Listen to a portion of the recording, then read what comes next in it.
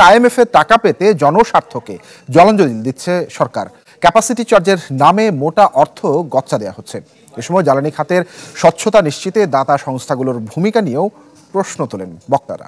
2024 সালের 7 জানুয়ারি নির্বাচন প্রত্যেক নির্বাচনের তুলনায় সবথেকে বেশি অবাধ, নিরপেক্ষ, সুষ্ঠু এবং জনগণের ভোটের অধিকার নিশ্চিত করা নির্বাচনই হয়েছে। বিএনপি নির্বাচনে গেল না কেন? আরে বেটা, অফিস বন্ধ, মহাসচিব চলে, সবাইদের তাড়ায় বেড়াইতেছো পুলিশ দিয়া, র‍্যাব দিয়া। পিনাকি ভট্টাচার্য ওরফে পিঙ্কি ভট্টাচার্য ওরফে প্যানিক ভট্টাচার্য ওরফে গুজব সন্ত্রাসী ওরফে নষ্ট ব্রাহ্মণ পিনাকি ভট্টাচার্যের কথা বলতেছি।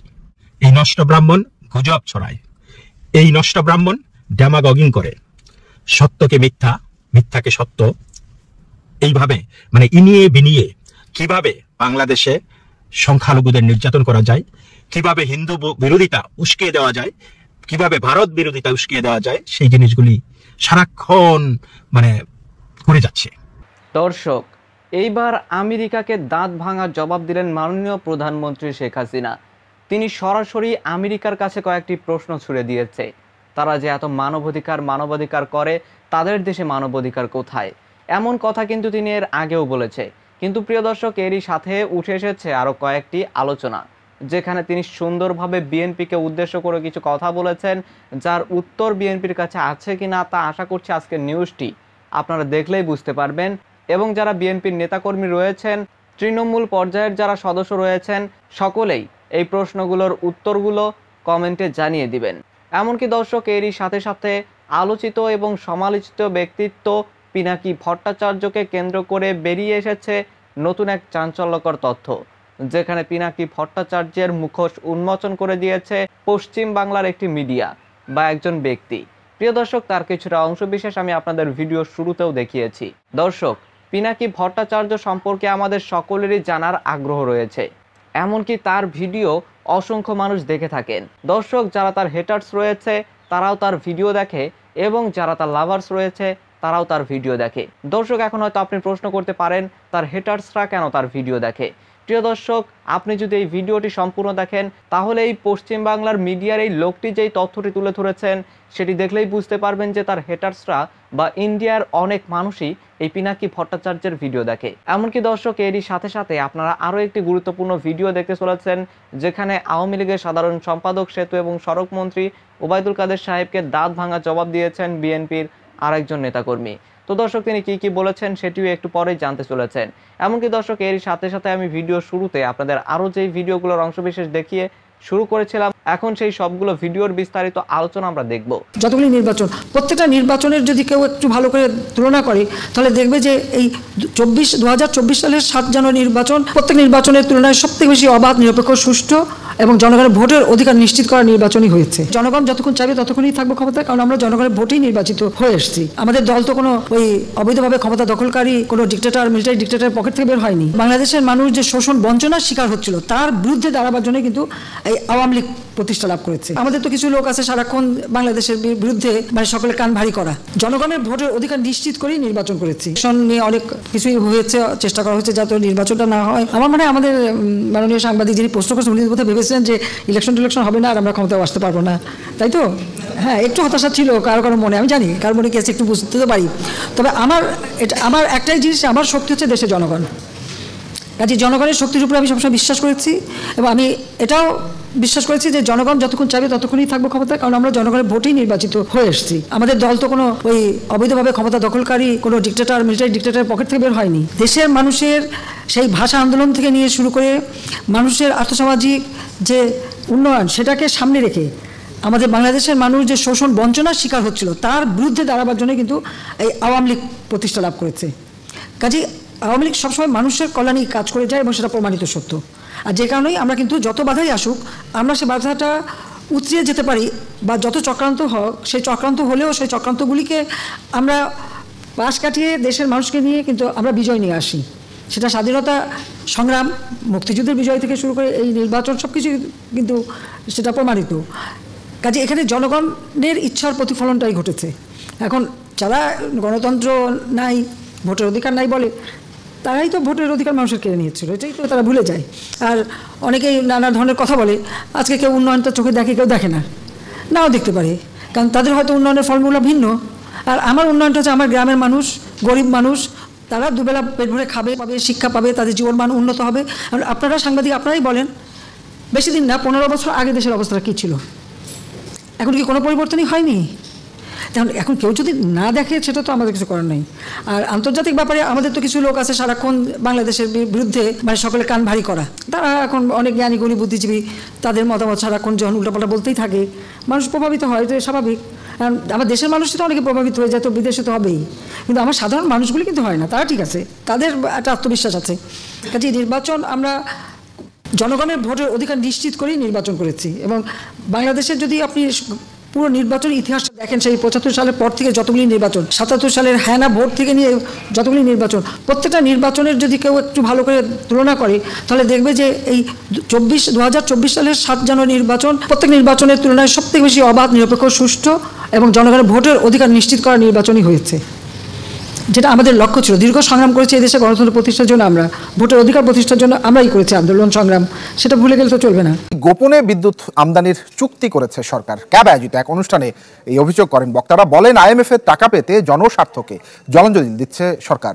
অনিয়ম আর দুর্নীতির কারণে এই ভর্তুকি বাড়ছে উল্লেখ করে বলা হয়েছে ক্যাপাসিটি চার্জের নামে মোটা অর্থ গচ্চা দেওয়া হচ্ছে। এ সময় জ্বালানি খাতের স্বচ্ছতা নিশ্চিতে দাতা সংস্থাগুলোর ভূমিকা নিয়েও প্রশ্ন তোলেন বক্তারা। গ্যাস কয়লার নিশ্চয়তা নেই, তবু একের পর এক গড়ে তোলা হয়েছে বড় বড় বিদ্যুৎ কেন্দ্র।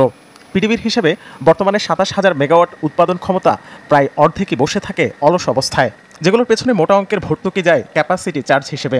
বিদ্যুৎ জ্বালানি খাতের এমন সব অসঙ্গতি তুলে ধরতে এই আয়োজন ভোক্তা অধিকার সংগঠন ক্যাবের। বক্তারা বলেন, এই খাতের অপচয়, অনিয়ম আর দুর্নীতির খেসারত দিচ্ছেন সাধারণ মানুষ। বিদ্যুৎ আমদানির জন্য বিদেশি প্রতিষ্ঠানগুলোর সাথে করা চুক্তি নিয়ে প্রশ্ন তুলে বলেন, বিশেষ গোষ্ঠীকে সুবিধা দিতেই এই সিদ্ধান্ত নিয়েছে সরকার। যেটার যা মূল্য সেই মূল্য দিতে হবে, আমি দেব, কিন্তু তার মধ্যে যদি ভূত থাকে, তার মধ্যে যদি চুরি থাকে, তার মধ্যে যদি অপচয় থাকে, তার মধ্যে যদি মিসম্যানেজমেন্ট থাকে, তো সেইটার দায় আমি কেন নেব? সরকার এখন 4.5 বিলিয়ন মার্কিন ডলার ঋণের জন্য দিশেহারা হয়ে IMF এর পিছনে দৌড়াচ্ছে। সেখানে জনগণের স্বার্থ, কল্যাণ তথা জ্বালানি নিরাপত্তা সুরক্ষা নিশ্চিত করা এখন আর সরকারের জন্য ততটা গুরুত্বপূর্ণ। ভর্তুকি কমাতে ধারাবাহিকভাবে গ্যাস বিদ্যুতের দাম বাড়ানোর কঠোর সমালোচনা করেন বক্তারা। বলেন, এই খাতের দুর্নীতি কমানো গেলে প্রয়োজন হতো না দাম বাড়ানোর। অভিযোগ করেন, IMF এর টাকা পেতে জনস্বার্থকে জলাঞ্জলি দিচ্ছে সরকার। আমাদের অস্বচ্ছতাকে মোকাবেলা করব না, আমাদের অদক্ষতাকে মোকাবেলা করব না, আমাদের প্ল্যানের ঘাটতিকে মোকাবেলা করব না, আর বিদেশের চাপের কাছে ক্রমাগত নতি স্বীকার করে দেশটাকে বিসর্জন দিব, সেটা তো হতে পারে না। তাদের শর্ত পূরণ করার জন্যে জনগণের ঘাড়ের উপরে বোঝার পর বোঝা চাপাবেন, এটা অনেক অন্যায় করেছেন, অনেক অন্যায় করছেন, এই অন্যায় আর বাড়ায়েন না। যদি স্বচ্ছতা এবং জবাবদিহিতা প্রতিষ্ঠা করা সম্ভব হয় তাহলে ভর্তুকির প্রয়োজনই হবে না, মূল্যবৃদ্ধিরও প্রয়োজন হবে না। চড়া দামের বিদ্যুৎ এই খাতের সংস্কারে 13 দফা পরামর্শ তুলে ধরে ক্যাব, যাতে বিশেষ বিধান বাতিল সহ জোর দেওয়া হয় নিজস্ব জ্বালানি অনুসন্ধানে। একজন নষ্ট ব্রাহ্মণ সমাজের জন্য, দেশের জন্য, মানব জাতির জন্য কতটুকু ভয়ঙ্কর হতে পারে আজকের এই ভিডিওতে আমি তা তুলে ধরব। দর্শক, আমি পিনাকি ভট্টাচার্য ওরফে পিঙ্কি ভট্টাচার্য ওরফে প্যানিক ভট্টাচার্য ওরফে গুজব সন্ত্রাসী ওরফে নষ্ট ব্রাহ্মণ পিনাকি ভট্টাচার্যের কথা বলতেছি। এই নষ্ট ব্রাহ্মণের ক্ষেত্রে কেমন মনে হয়? মনে হয় এই নষ্ট ব্রাহ্মণ যখন কথা বলে, তার ভিডিওগুলি যখন দেখি, গা গিন গিন করে, মনে হয় যে কোনো মাছি মশা শরীরের উপর উপদ্রব করতেছে। এই জন্যই তার এই ব্রাহ্মণ, তো যেহেতু ব্রাহ্মণের সন্তান, ব্রাহ্মণ শব্দটা ব্যবহার করতে হয়, সাথে নষ্ট জুড়ে দিয়েছি। এই নষ্ট ব্রাহ্মণ প্যানিক ছড়ায়, এই নষ্ট ব্রাহ্মণ গুজব ছড়ায়, এই নষ্ট ব্রাহ্মণ ড্যামাগগিং করে, সত্যকে মিথ্যা, মিথ্যাকে সত্য, এইভাবে মানে ইনিয়ে বিনিয়ে কিভাবে বাংলাদেশে সংখ্যালঘুদের নির্যাতন করা যায়, কিভাবে হিন্দু বিরোধিতা উস্কিয়ে দেওয়া যায়, কিভাবে ভারত বিরোধিতা উস্কিয়ে দেওয়া যায়, সেই জিনিসগুলি সারাক্ষণ মানে করে যাচ্ছে। এবং তার কথার মধ্যে সে যে হিন্দু বা সে মুসলিম সেটাও সে ক্লিয়ার করে না। এমনই নষ্ট ব্রাহ্মণ সে, বর্ণচোরা, সে ক্লিয়ার করে না।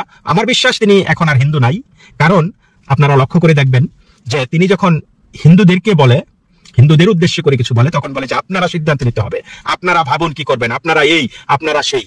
আর যখন মুসলমানদের ব্যাপারে কথা বলে, মুমিনদের নিয়ে কথা বলে, তখন তিনি বলেন আমরা এই করব, আমরা এই করব, আমরা এটা করতে পারি, আমরা সেটা করতে পারি। সুতরাং এইখান থেকে স্পষ্ট বোঝা যায় যে তার চরিত্রটা কি, কিন্তু তিনি সেটা প্রকাশ করেন না। কি কারণে প্রকাশ করেন না? কারণ তিনি একজন অসৎ বর্ণচোরা লোক, তিনি একজন নষ্ট ব্রাহ্মণ। সেই ব্রাহ্মণত্বটাকে পুঁজি করে, সেই ব্রাহ্মণ বাপের দেওয়া নাম, পৈতৃক সূত্রে প্রাপ্ত নামটাকে ব্যবহার করে তিনি এই গুজব ছড়াতে চান, তিনি এই প্যানিক ছড়াতে চান। কিন্তু এই গুজব সৃষ্টিকারী, এই দাঙ্গাবাজ, এই নষ্ট ব্রাহ্মণ, গুজব সন্ত্রাসী, প্যানিক সৃষ্টিকারী পিঙ্কি ভট্টাচার্য ঘুরিয়ে পেয়েছি বা আমরা নাকি এখানে RSS এর এজেন্ট এবং বাংলাদেশে মুসলমানদের বিরুদ্ধে এই সন্ত্রাস চালানোর জন্য এই কথাগুলি বলছি।